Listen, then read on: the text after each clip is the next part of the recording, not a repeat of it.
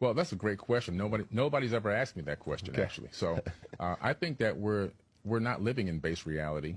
I believe that base reality exists, but I believe that we are living in an ancestor civilization. Okay. And what I mean by that, if you look at the video game The Sims or No Man's Sky, it was created by human beings, and there are people in those games. Now, just imagine you inject AI into that software, those beings become conscious and wonder who their creator was, where they came from, what's their purpose. And I believe that this happens over and over and over again, and that base reality could be Google's of universes away from us. And we could be just one of many, many, many civilizations that exist that were created by someone at a higher level than us outside of these dimensions. I know that some people it's hard to wrap their mind around it. Yeah, for sure. But it doesn't take away from who we are and the power that we hold and the knowledge that we can obtain and the divine nature of the universe. What it just says is the nature of this creation is that it's duplicatable, and we're in one of the duplicates. And I believe each universe is probably a testing ground or a proving ground of sorts. And I believe that our mission here is to collect data and information. So the way I see this society and civilization as a whole throughout the entire universe is, if you look at the human brain, it's actually enclosed in darkness.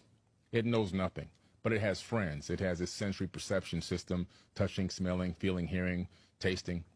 And it says to its friends, can you please go out there and collect me some data so I can know what's going on outside? And then the brain says, okay, do this. And the friends go out and they collect this information. So when you touch something, you smell something, or you taste something, you yourself, that sensory perception of you doesn't really understand what it's collecting, the information. It collects it, but it has to transmit it to the brain for the brain to sort it out. And then the brain broadcasts a hologram, and you navigate in this third dimension based on that holographic projection that was based on collected data from your sensory perception system. And so I believe that if you go from, that's the micro, go to the macro, go to as above, so below, the universe itself is a mind.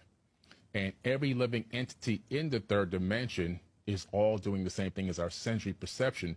We are all collecting information. How do we collect it? By living our lives. Through observation. Through observation, through experiencing this realm, through the things that we do, feel, how we live this life, the lessons that we learn, and we send and transmit that data back to the source.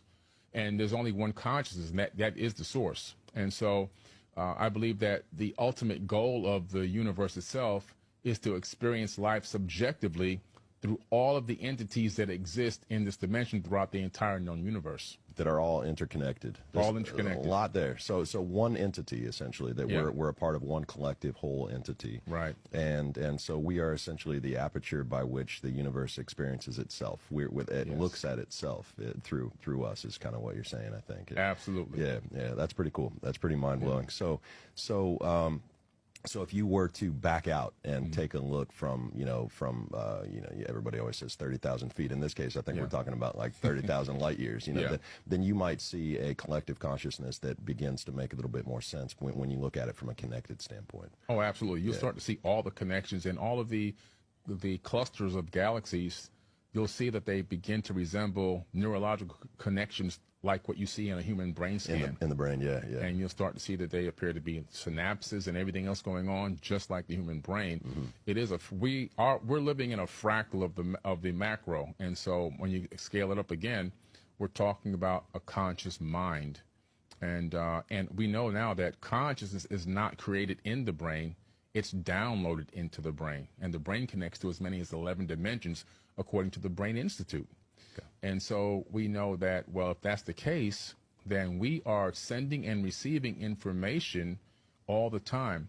And this information that we're sending, who's getting it? It goes into the grid. It goes into the membrane, the energetic membrane, and that data is then collected by the universe or consciousness to be analyzed. And I think that the ultimate goal, people say, well, what's our purpose here? I think the ultimate purpose is to find out how to transcend death, how to transcend death through knowledge by becoming an adept initiate. How many times can you come back and learn and relearn and become better and better and eventually learn how to bring heaven to earth? Through every civilization that exists throughout the entire known universe, how many have killed themselves? and only to maybe come back energetically and restart somewhere else or maybe on another planet.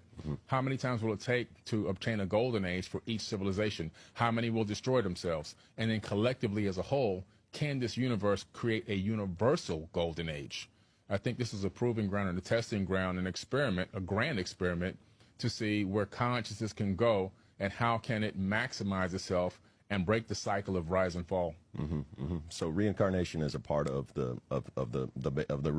reality. Yeah. And I love reincarnation because just as an idea, just because it forces us to, if everyone believed that reincarnation was a fact, then I think that we make different decisions as a species. Yeah. You know, if we know we have to come back to this place, then we might be treating it a little bit different. Oh, I think we would. I think if people understood that energy can't be destroyed, it can only be transformed. Right. And you can come back, according to some ancient texts, the ancient sages talk about coming back over and over and over again, trying to learn what you didn't accomplish the last time, but starting from a base level with no knowledge or no very small memory of what happened prior. And I think some people even get reincarnation twisted in thinking that they come back as the same person, or they always come back as the same gender, or they always come back on the same planet. I think that's not accurate. I think you can come back in the past, present, or future, because from a higher dimension, like the fourth, fifth, or sixth dimension, for example, the past, present, and future exist all at once. And so energy, we know, can transfer itself to the past and the future. Just, look at tachyons, for example. And so we know that if that's really happening in science, then the reality is you can transfer anywhere in the known universe, in the past, present, or future. You can come back as anything. You might come back as some part of the life of span of a plant. You could come back as some of the minerals in a rock. And so we have to take the idea sometimes that our only form is going to be this human form, because I don't think that's accurate. So coming back as a rock with the ultimate goal potentially of becoming transparent to the light, essentially, right? I mean, so a big part of what you're talking about is spiritual awakening, from what I can gather, and just the importance of, when you talk about dying before you die. So the ancient Greeks would talk about if I die before I die, then I won't die when I die. Right. That was their whole thing, and essentially that means letting go and like finding your authentic self versus your egoic self, all of the ego, all the things that we hold on to, letting that die and letting go of all of those identifications and conditioning and being your true, free, authentic, pure self, I think, is kind of what you're talking about as the goal of the human experience. Yes, is that exactly. fair to say? Yeah.